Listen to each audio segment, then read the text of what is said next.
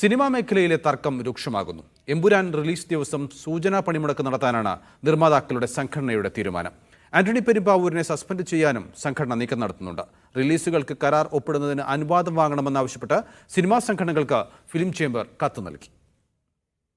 നിർമ്മാതാവ് ജി സുരേഷ് കുമാറും ആന്റണി പെരുമ്പാവൂരും തമ്മിലുള്ള തർക്കത്തിന് പിന്നാലെയാണ് നിർണായക നീക്കവുമായി സംഘടനകൾ രംഗത്ത് വരുന്നത്. ജൂൺ 1 മുതൽ സിനിമാ സമരം പ്രഖ്യാപിച്ചതിന് പിന്നാലെ മാർച്ച് 27 സൂചനാ പണിമുടക്ക് നടത്താനാണ് തീരുമാനം.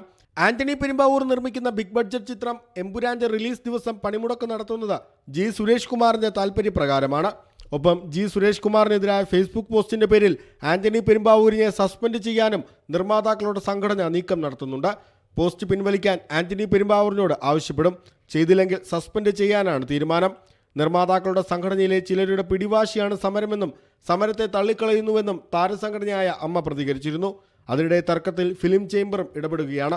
മാർച്ച് 25 മുതലുള്ള റിലീസുകൾക്ക് കരാർ ഒപ്പിടുന്നതിന് അനുവാദം വാങ്ങണമെന്ന് ചേംബർ സംഘടനകൾക്ക് കത്തയച്ചു. ഫിയോക് ഉൾപ്പെടെയുള്ള സിനിമാ സംഘടനകൾക്കാണ് കത്ത് നൽകിയത്. മാർച്ച് 27 എമ്പുരാന്റെ റിലീസ് പ്രഖ്യാപിച്ചിരിക്കുകയാണ് ചേംബറിന്റെ നടപടി. മീഡിയ 1 കൊച്ചി.